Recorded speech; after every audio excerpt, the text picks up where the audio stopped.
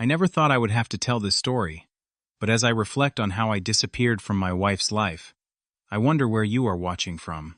If my story resonates with you, hit that like button and subscribe to join me on this journey of betrayal and unexpected redemption.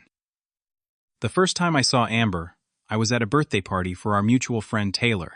She walked in wearing a blue dress that matched her eyes, and I remember thinking she was the most beautiful woman I had ever seen. Her laugh carried across the room, drawing everyone in with its warmth. When Taylor introduced us, I tried to play it cool, but my hands were sweating.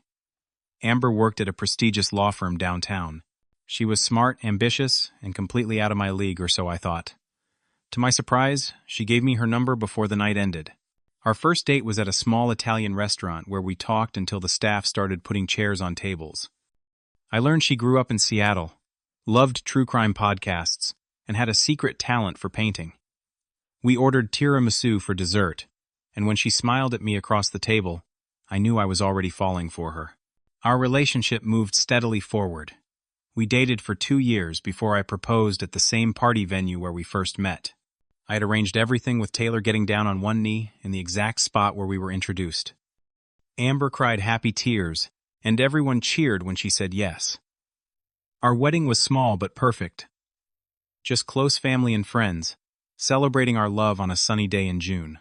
We bought our first home together the following year, a cozy 3-bedroom house with a backyard where we planned to raise a family someday.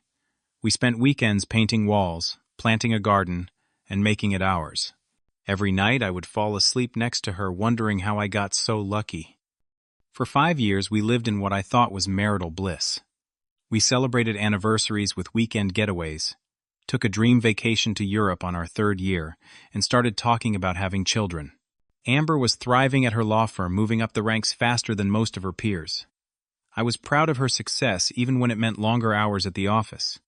The changes were subtle at first. She started coming home later, often smelling of wine, and explaining about client dinners that ran long. She would be on her phone constantly but would turn the screen away when I walked by.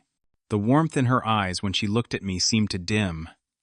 Our conversations became shorter, more practical, less intimate.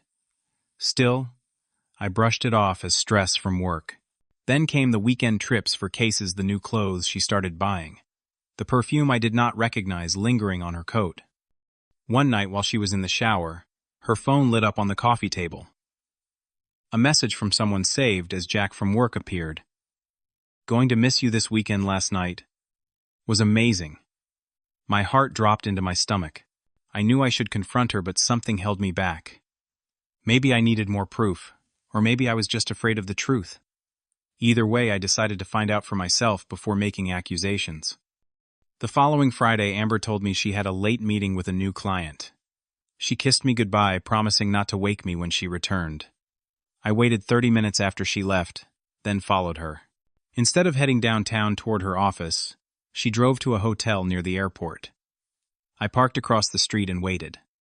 20 minutes later, a man in a suit walked into the same hotel. I recognized him from Amber's office Christmas party. Jack, her colleague, the one who had texted her. I sat in my car for 3 hours, hands gripping the steering wheel so tight my knuckles turned white. At 11:45, they walked out together.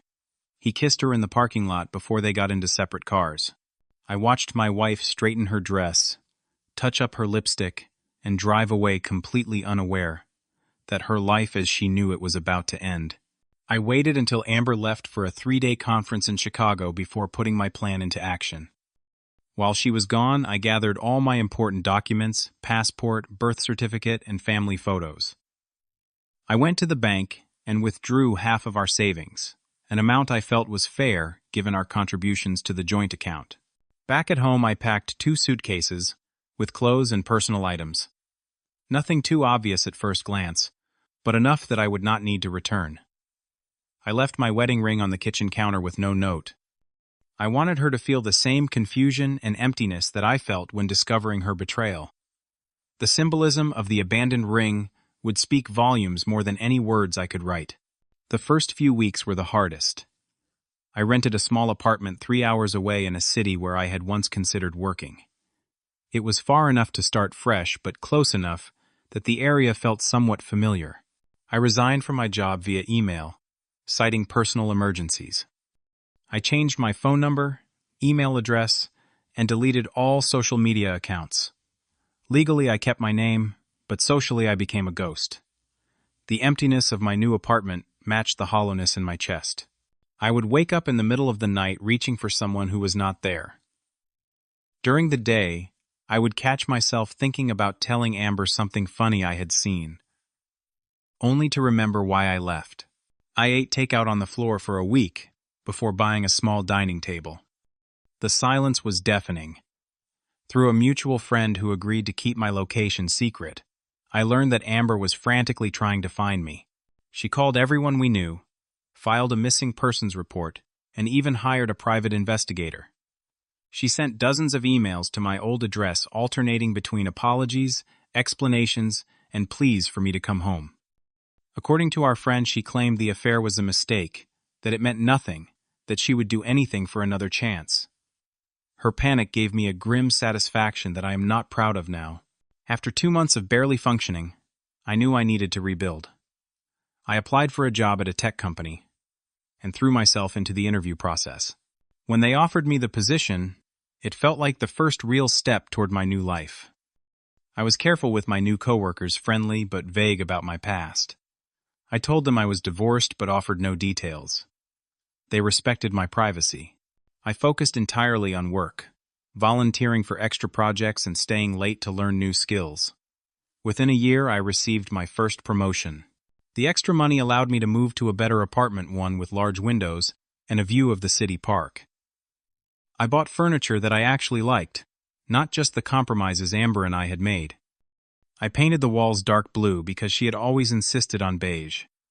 Each personal choice felt like reclaiming a piece of myself. Physical activity became my therapy. I joined a local running club that met 3 times a week at the park near my apartment.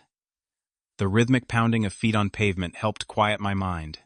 It was there that I met Lucas, a software engineer with a dry sense of humor who would become my closest friend in this new life. Unlike my old friends who knew me as half of Zane and Amber, Lucas knew only the version of me that existed after. It was refreshing to be seen clearly without the shadow of betrayal coloring every interaction. Eventually, I also started seeing a therapist. Dr. Winters helped me navigate the anger and trust issues that followed me into my new life. We talked about my decision to leave without confrontation, whether it was an act of strength or avoidance. She challenged me to consider what closure might look like, not for Amber, but for myself. After 2 years in my new city, I finally had moments where I would go entire days without thinking about my previous life. I had a job I enjoyed, a comfortable home, a small circle of friends, and a newfound appreciation for my own company. The pain had not disappeared entirely, but it had transformed into something manageable, more like a scar than an open wound. 3 years after walking away from my marriage, my life had found a comfortable rhythm. I had been promoted to senior manager at the tech company, overseeing a team of 12 people.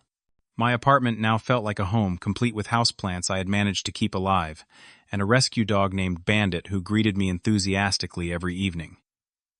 I had even started dating again cautiously. Nothing serious, but enough to remind me that connection was still possible. I had dinner with Jessica from marketing once a month, and occasionally met Claire, a bookstore owner I met at a coffee shop for drinks. I was honest with both of them about my hesitation to commit, and they seemed content with our casual arrangements. My contact with people from my old life had dwindled to occasional text messages from 2 close friends. My parents knew where I was, but respected my decision to distance myself from the past. I had created a bubble of safety that felt both liberating and at times isolating. The bubble burst on a Tuesday in April. I was at my desk reviewing quarterly reports when my phone rang. Seeing Michael's name, a college friend who knew both Amber and me, sent a wave of unease through my body. Michael never called without texting first. Michael wasted no time with small talk. Amber had finally been granted a divorce in absentia after I had been legally missing for 3 years. According to mutual friends, she had ended things with Jack shortly after I disappeared, falling into a deep depression that concerned everyone around her. She had been in therapy, made amends with people she had hurt, and rebuilt her life. But one thing remained constant. She never stopped looking for me. What alarmed Michael enough to call was that Amber had recently mentioned having a new lead on my whereabouts. Apparently, she had seen someone who looked like me in the background of a conference photo posted online. The conference had been in my new city. I thanked Michael for the warning but assured him there was nothing to worry about. My city was large enough to remain anonymous. Besides, after 3 years, what could Amber possibly want that would be worth tracking me down? I got my answer 1 week later. I was walking through the lobby of my office building when I heard someone call my name.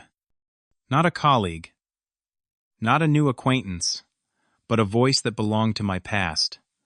Amber stood near the security desk, dressed in a tailored navy suit, her hair shorter than I remembered. For a moment I considered pretending not to hear her walking straight to the elevator and disappearing again. But my feet stopped moving. She approached cautiously like I might bolt at any sudden movement. Up close, I could see the changes 3 years had made. Fine lines around her eyes, a maturity in her expression that had not been there before. She spoke first, her voice steady, despite the tension between us. Amber apologized immediately, not just for the affair, but for everything that came after. She explained how she had spent years trying to find me, not to reclaim what we had, but to take responsibility for destroying it. She talked